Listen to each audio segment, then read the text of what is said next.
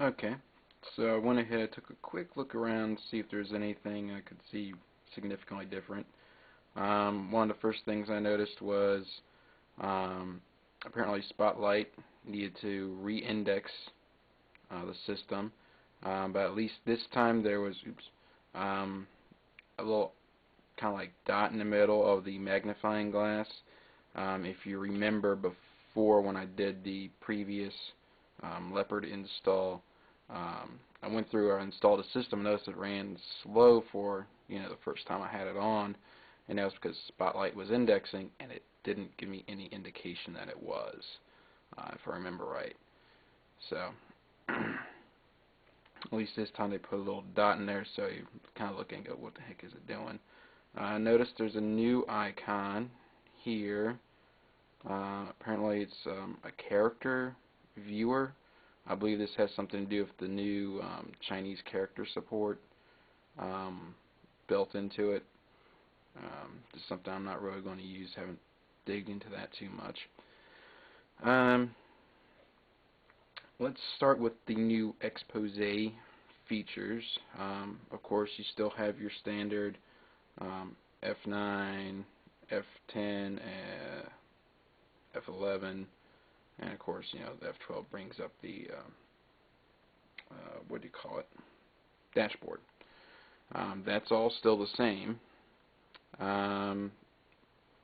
Now, the one thing I noticed that has basically changed as you go through, you open up program, and if you kind of click and hold on an icon, you see how you got this little menu here that kind of popped up.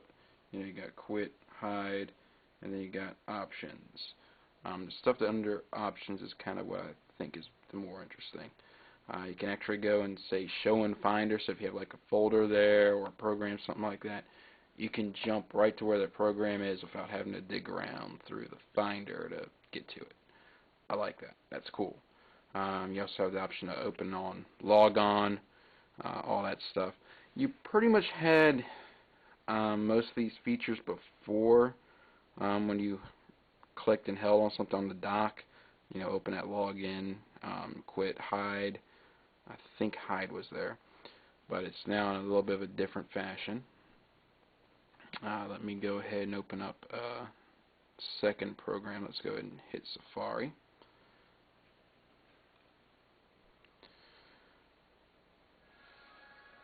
Well,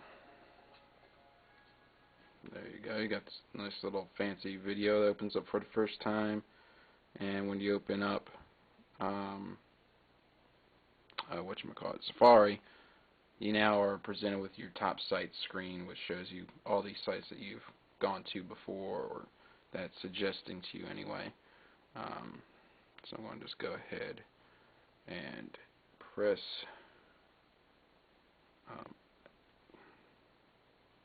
there it is, F9. I can never remember that to get to this because I usually don't use it too much.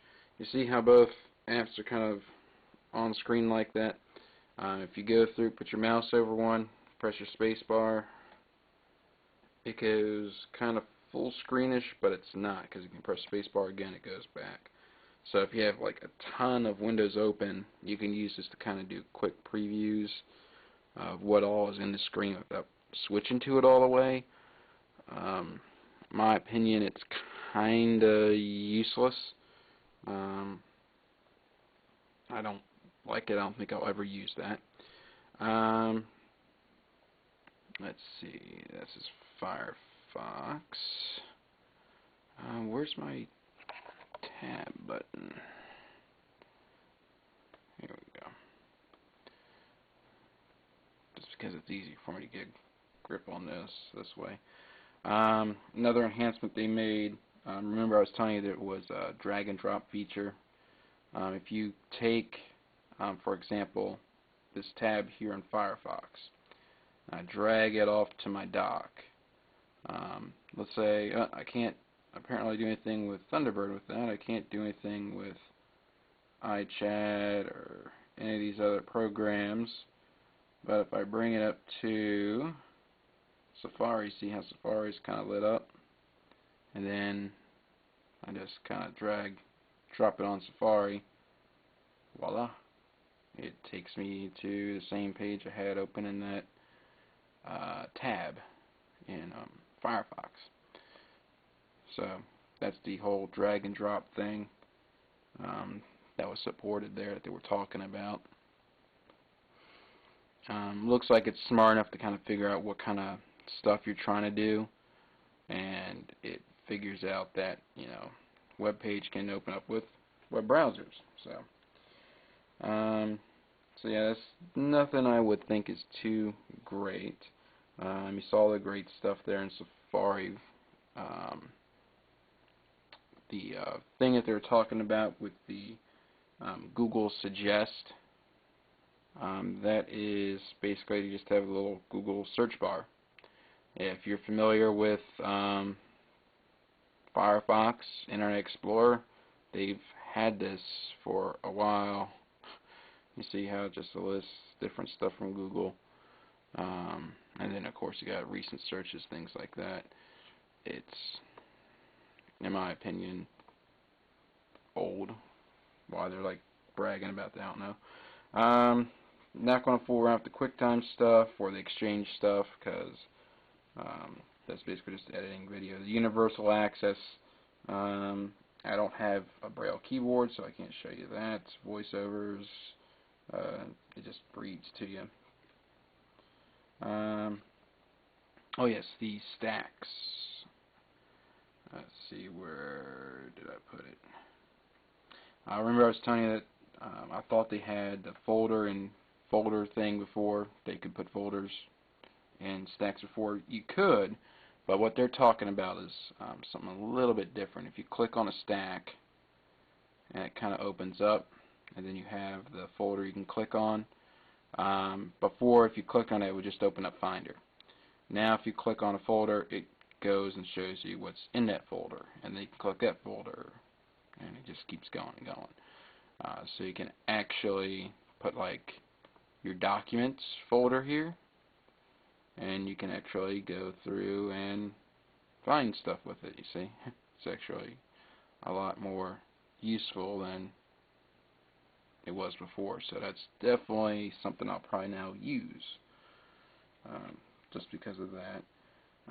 Enhanced icon view, I'm not seeing anything with it. They're telling me that you can do things like PDFs. That's a PDF document, and I'm not seeing anything special about it.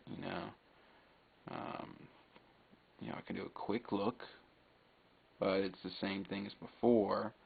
What they're showing is like the actual icon. You can kind of like hit previews of it or something. I don't get it. It has me confused.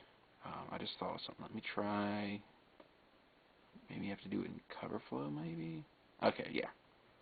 Seems to be it's a cover flow thing. So yeah, if you're in cover flow, then you get it. Okay. It'd be nice if it did that otherwise.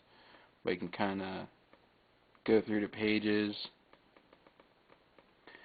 I don't know, that doesn't seem too useful to me either. Scrollable stacks, it's, you can scroll in it.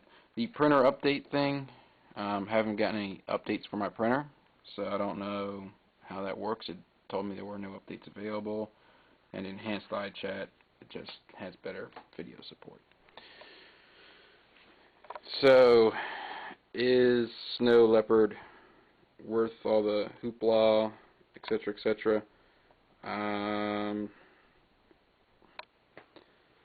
I mean, considering it might take care of the issues I was complaining about before with Leopard, again, check the links on the right, that alone would be worth it. The second thing with the increased performance, that would be worth it. But, I mean, this just seems like in my opinion, like a patch. It's like they realized Leopard was jacked up, and they patched it.